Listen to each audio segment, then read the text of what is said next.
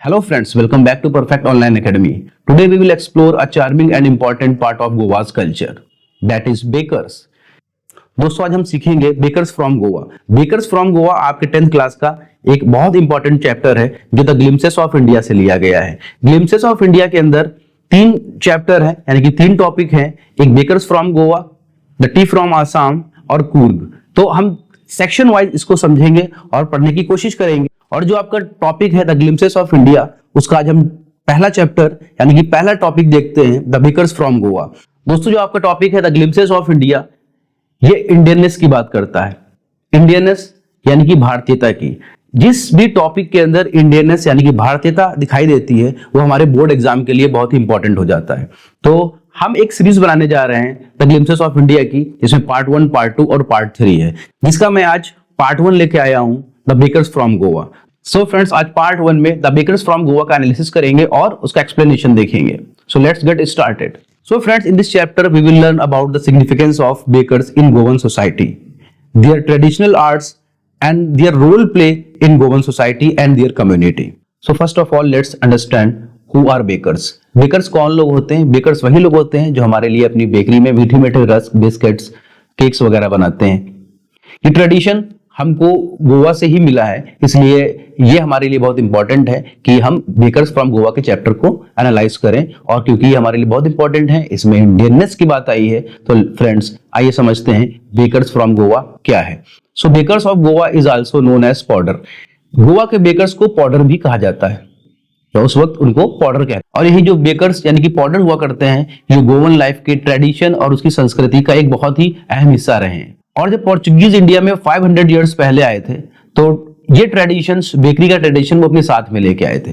Bakery हमारे life का एक बहुत अहम हिस्सा नहीं थी। जब पोर्चुगीज यानी कि वास्को ड गामा हमारे इंडिया के अंदर आया, तो वो अपना ट्रेडिशंस भी लेके आया। वो कुछ चीजें यहाँ से जैसे कि मसाले, कॉटन्स और कई चीजें लेके गया, तो अपने कुछ ट्रेडिशंस लेके भी आया। इसलिए गोवन जो लाइफ है हमको काफी डिफरेंट देखने को मिलती है। वहां आज भी पोर्चुगीज लोगों के घर, उनके चर्चेज और उनकी दुकानें हमको देखने को मिलती हैं। वहां पर वो बिजनेस भी करा करते हैं। एंड व्हेन जब इंडिया के अंदर 500 इयर्स पहले पोर्चुगीज आए, तो अपने साथ बेकरी का ट्रेडिशन भी लेके आए, जिसमें वो अलग अलग तरह के ब्रेड्स और स्नैक्स बनाया करते थे, जो गोवन लाइफ का एक बहुत अहम हिस्सा और उनकी ट्रेडिशन लाइफ का एक बहुत इंपॉर्टेंट पार्ट रहा है। और ये बेकर्स यानी कि पॉडर्स, ये सिर्फ ब्रेड मेकर्स नहीं थे, ये सब ब्रेड ही नहीं बनाते थे, बल्कि एक कम्युनिटी का बहुत बड़ा हिस्सा हो गए थे, लोगों की लाइफ का एक हिस्सा थे। ये लोग सुबह सुबह उठ के एक मॉर्निंग राउंड पर आते थे, अपने साथ में एक बास्केट और एक बैम्बू का बना हुआ एक स्टैंड लेके आते थे और घरों के सामने खड़े होते थे। और अपने मॉर्निंग राउंड पे जब ये घरों के सामने आते थे, तो अपने बैम्बू को टैप करते थे जमीन के ऊपर, जिसकी जिंगलिंग वाली आवाज लोगों के घर तक पहुंचती थी। और वहां की जो मेड सर्वेंट हुआ करती थी, वो उस ब्रेड को लेने आया करती थी। सो दोस्तों, इस चैप्टर के अंदर जो नरेटर है, जो हमको ये कहानी बता रहा है, वो ये कहना चाहता है, अपने बचपन की कुछ जुड़ी बातों को याद दिलाना चाहता है। वो कहता है जब ये पॉडर लोग उनके घर के सामने ब्रेड्स वगैरह बेचते थे, या सुबह सुबह मॉर्निंग के टाइम वो जब ब्रेड्स लेके आया करते थे, तो फिर उनकी माँ लोग इन लोगों को मना करती थी कि तुम लोग वहां पर मत जाओ। लेकिन फिर भी कहीं ना कहीं किसी ना किसी बहाने से ये लोग घर के बाहर आते थे, बच्चे लोग, और अपनी बेंच के ऊपर खड़े होके उनकी बास्केट में झांकते थे। और इन बच्चों को उस बास्केट से ब्रेड नहीं लेना होता था, बल्कि एक स्पेशल काइंड ऑफ ब्रेड चाहिए होती थी, जो हल्की मीठी होती थी, कभी कभी नमकीन भी हुआ करती थी। मोस्टली बच्चों को मीठा बहुत पसंद था। उस ब्रेड का नाम है बैंगल ब्रेड। क्या बोलते थे उसको? Bangle bread. ये एग्जाम में आपसे पूछा जा सकता है, तो बहुत इंपॉर्टेंट है। And the narrator further says that ये जो मीठी मीठी ब्रेड हुआ करती थी, उनके लिए किसी ट्रीट से कम नहीं थी। और हमेशा ये जो पाउडर हुआ करते थे, ये हमेशा 2 राउंड्स में आते थे। पहला राउंड जब मॉर्निंग का हुआ करता था, और इनकी मॉर्निंग की जिंगलिंग की आवाज से ही घर के लोग उठा करते थे, स्पेशली बच्चे और मेड सर्वेंट्स लोग, जो लोग ब्रेड लेने आते थे। और उनकी बास्केट्स में अलग अलग तरह की ट्रीट्स, ब्रेड्स, स्नैक्स हुआ करते थे, जो लोग खरीदा करते थे।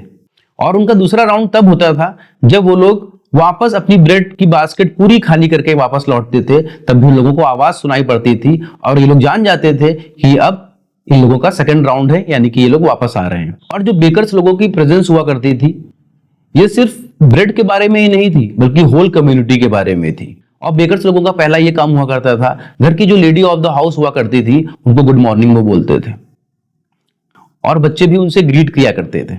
गोवा के विलेजेस के अंदर पॉडर्स का एक ये भी काम था कि वो कम्युनिटी बिल्ड करते थे, सोसाइटी को इनहेंस करते थे। यहाँ तक कि जो अलग अलग तरह के ब्रेड्स हुआ करते थे वो पार्टी फंक्शंस इंगेजमेंट में रखे जाते थे, यहाँ तक कि क्रिसमस और अदर फेस्टिवल्स में भी। और इन्हीं ब्रेड के थ्रू जो लेडी ऑफ द हाउस होती थी वो अपनी बेटी की इंगेजमेंट पे सैंडविचेस बनाया करती थी। और चाहे ब्रेकफास्ट हो, लंच हो, डिनर हो, सब में ब्रेड एक बहुत ही अहम रोल निभाया करते थे।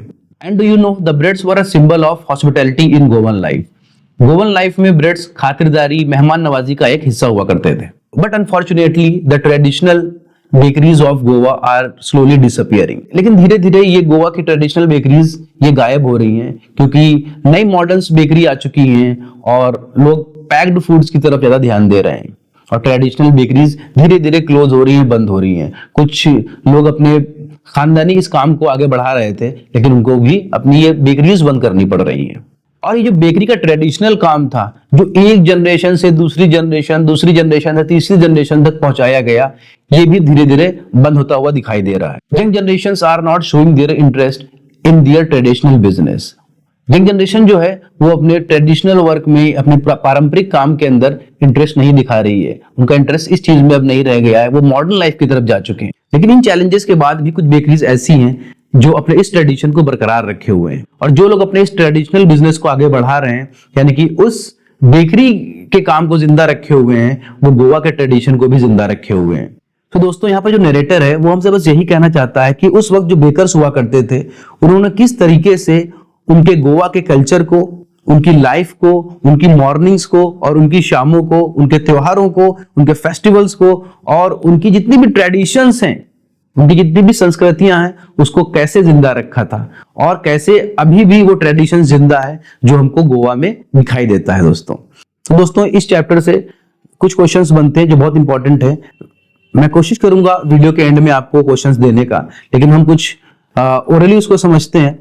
कि पहला क्वेश्चन तो ये है कि गोवा के जो बेकर्स होते थे, यानी कि जो गोवंस बेकर हुआ करते थे, उनको क्या कहते थे?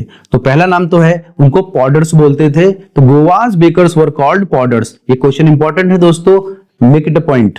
अनदर क्वेश्चन इज, जो माए हुआ करती थी अपनी बेटियों के लिए एंगेजमेंट पे सैंडविचेस बनाया करती थी, उनको क्या कहते थे? तो दोस्तों, उनका नाम लेडी ऑफ द हाउस हुआ करता था।